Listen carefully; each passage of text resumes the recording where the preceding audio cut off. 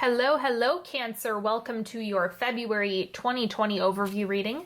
This is good for you if you're a sun, moon, or rising Cancer, and we are doing a Valentine's Day themed spread. I couldn't help it. I couldn't help but do the pink for February, so yes, we're really doing this. Before we get started, please take a moment to subscribe to this channel if you would like more fantastic, wonderful, amazing readings from yours truly. If you would like to work with me one-on-one and check out what I have to offer, go to onyxhealing.com, and you're welcome to check me out on Instagram for more content at onyxhealing. Without further ado, I am going to lay this spread out and then we will get started.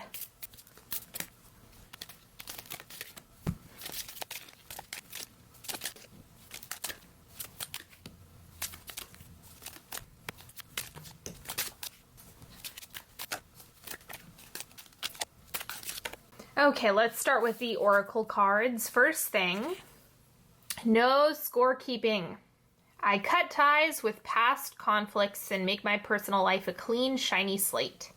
Beginning this moment, everything is new. When an old grievance repeats itself in my head, I introduce it to my new head tenets, tolerance and equanimity. Then I give it its stupid t-shirts and records back and tell it to leave. Okay, so the one thing that I have to mention here, because I don't actually think that not keeping score is right for everybody, okay? This can easily bleed into codependency. It can quickly lead into you being overly tolerant of things that are not good for you, right? So you want to be wise with how you implement this. Don't just take it as like, oh, if somebody does something awful to me, I'm not going to count it. No, that is not what this card is about at all. But it's really about not clinging tightly to resentments with those that you do really care about, that you're in relationships with where things are repairable. Remember, the ability to repair a relationship is the defining factor in all of this. Okay, so it's not quite as black and white, and it's not as simple as this card wants to make it out to be. But it's one of those things where you don't want to give somebody a hard time over and over and over again over something that's really far back in the past. If you're having those emotions, it's your responsibility to work through them. And that's what this is highlighting more than anything. And remember, set boundaries if you need to with the other person to prevent that resentment from growing. Okay, then we have true abundance is an inside job. Yes, this is all about the energetics, the emotions that you're feeling within your body. That is what abundance really is about. It's not something that you see externally, although you can look outside of yourself for abundance. The feeling that you have is more important than anything outside of yourself. Let's go ahead and look at the central energy for you in February. Three of Wands. Focusing on what it is that you're wanting, what you're cultivating, what you're here to experience in this lifetime. It's kind of like you have your map. And now just identify what is it that you're building? What are you expanding into? What are you wanting to grow? The crossing energy is the Nine of Swords, fear of expansion, right? If you have all of these things that you're wanting to make happen, it's totally normal for fears to creep up, doubts to creep up. Oh no, I don't think I can make that happen. Oh no, I don't think that's possible, right? That's the internal work. Really, is it really impossible, or is that just a story that you're telling yourself? I'll give you a hint. It is the story you're telling yourself. So it's important to bear in mind that the Nine of Swords is just mental fear. It only exists in the mind. Just because this comes up doesn't mean it's going to materialize. A lot of the time this is just doubt, limitations, things that you have to work through internally. And it's like you have a big vision, right? That's what the Three of Wands is. So don't let fear prevent you from stepping into that.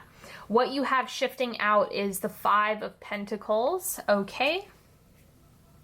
So this card is about scarcity. So it's interesting. You have a lot of themes of abundance and expansion coming into February, and this is one of them.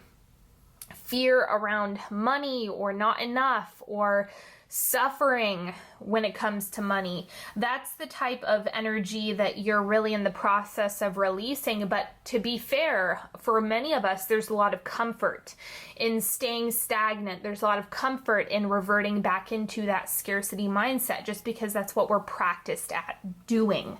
So you want to do all of the internal work to help you transition out of that. And then the oncoming energy is the Ten of Cups.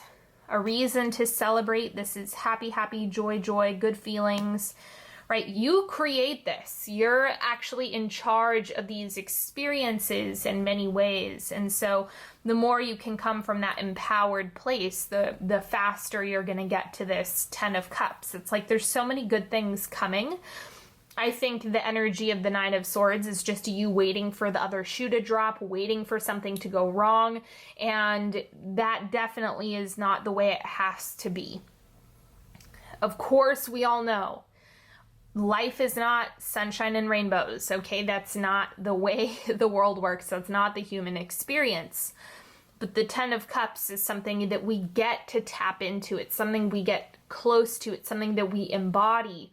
And it's something we get to cultivate more of. So take it from an empowered perspective. Now let's look at money, finances in the month of February. The Chariot, this is feeling a little bit out of control, right? The Chariot is like, oh my God, I'm moving so fast. What do I do? Is this right? Okay. So just because it might not feel 100% stable doesn't mean it's not, okay? It's just the perception piece. So no, there's a lot of progress and forward movement when it comes to your material world, your material possessions. Your job is just to keep yourself on the right track, which is what the internal work is all about. That's what the abundance is an inside job card is reminding you of. Now let's look at relationships. I'm using that word loosely. The Wheel of Fortune. Let me clarify this.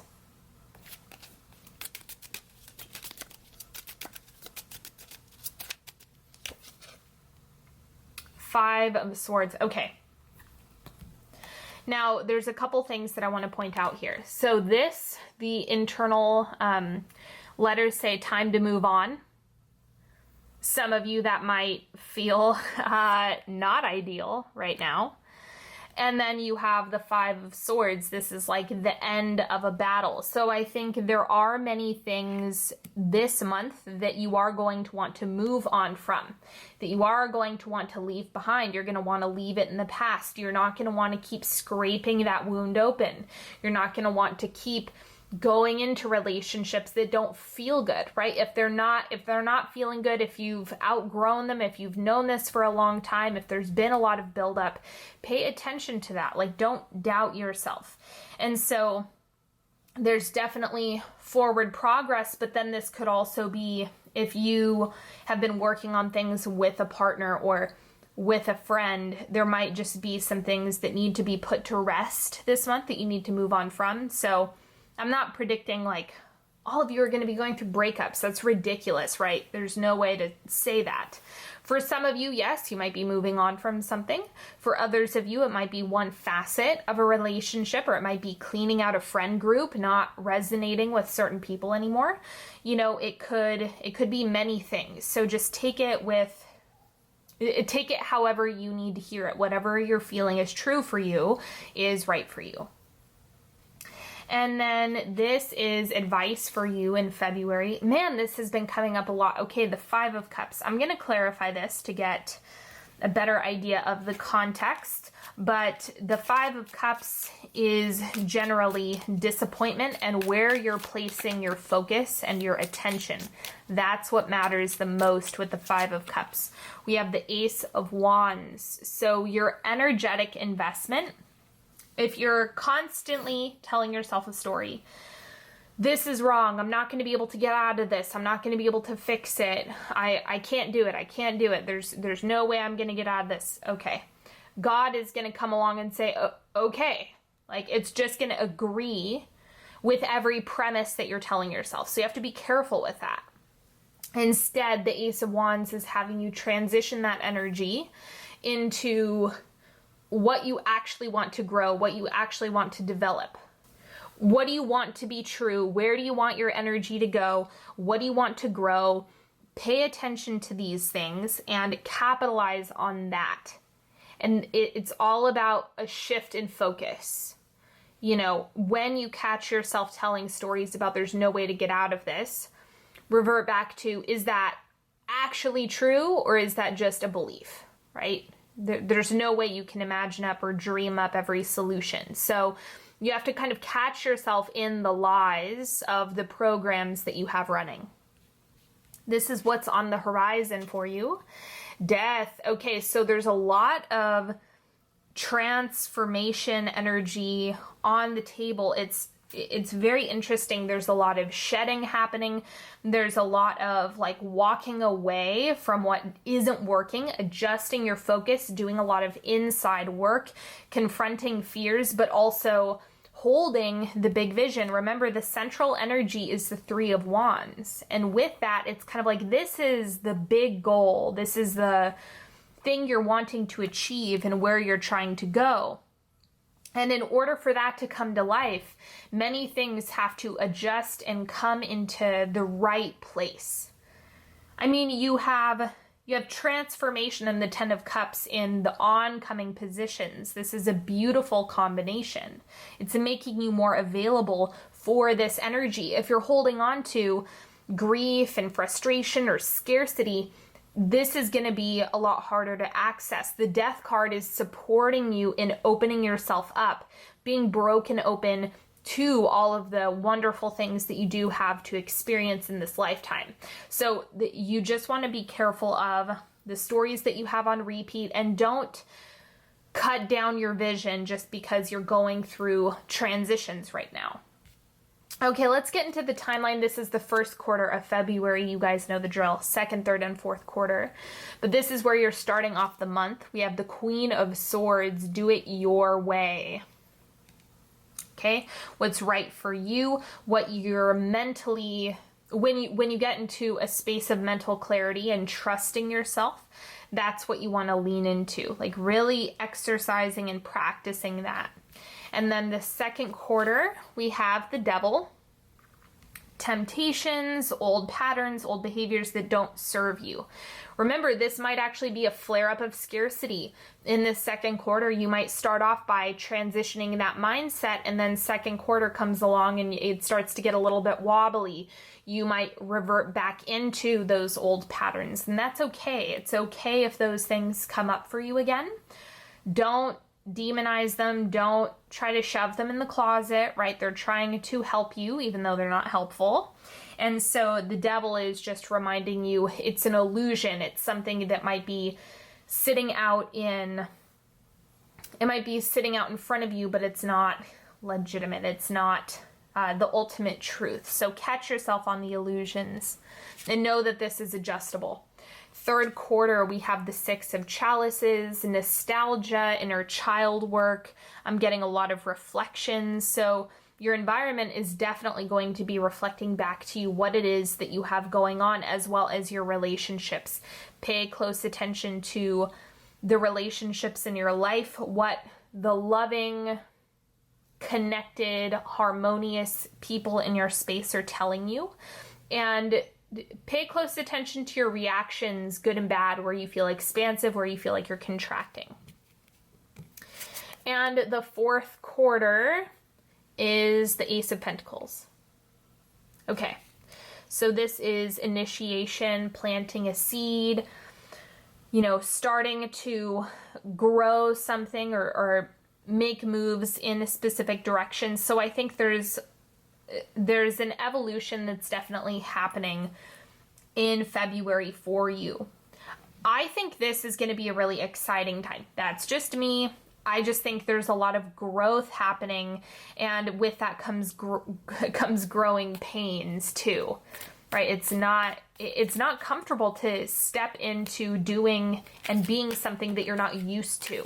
That's why you have to be almost careful with comfort, because a lot of the comfort is going to be reverting back to stress, reverting back to scarcity, reverting back to the stories of the programs that you've been dealing with. So watch yourself on that.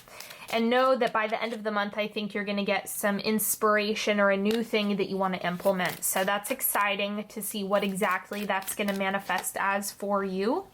Let's go ahead and do a 3-card pick. Ask a question, ask for guidance, clarity, support, whatever you're needing. Pause the video if you need more time. Card number 1 is the 7 of Cups. Options. Okay, so this is definitely a card that can sometimes overwhelm people. What I mean by that is it's kind of like analysis paralysis, trying to figure out why exactly you have so many options or which direction to go and kind of how to move in the right direction. And so that's what the 7 of Cups is all about. Know that you're not going to mess it up. You're not going to make the wrong choice or the wrong decision. It's something that you can really trust yourself on. And then card number 2, we have the Ace of Swords. Okay, trust your ideas. This is all about listening to a clear mental state, right? If you're being overridden with emotions, that's not what the Ace of Swords is. The Ace of Swords is a really clear thought pattern, like a clear mental trajectory. And so if you get like that sharp ping of aha, that's the Ace of Swords. But if it's drowning in limiting beliefs, if it's drowning in frustration, if it's drowning in all sorts of different emotions, you know that's not the Ace of Swords. Trust the inspiration, not the terrified, scarcity-based emotions. Okay, and then card number 3, we have the 6 of Cups. Same card that we had here. This is about reflection in relationships. Pay attention to inner child work. That's the main thing that you want to focus on here. It's going to be absolutely a wonderful practice for you to really honor whatever it is that's coming up around the inner child. Right? If you're doing that work and you honor that and you repair that and you pay close attention to what you're needing, then you're actually able to bridge that gap and real healing can take place. So I'm getting focus on the inner child. Consider that that could hold a lot of answers and solutions to the problems that you might be dealing with. Don't underestimate this. Thank you so much for spending some time with me today. I hope you've enjoyed this reading. If you did, go ahead, give it a thumbs up and subscribe to this channel. And if you would like to work with me one-on-one, you guys know I do cold psychic readings, which means I just do an energy check with you and answer all of your questions. There might be some tarot in there. All of the info is on onyxhealing.com, so go check that out. Or you can take a look at the links in the description box. And until next time, have a beautiful February, everybody. I am sending you nothing but love, and I will talk to you later. Bye-bye.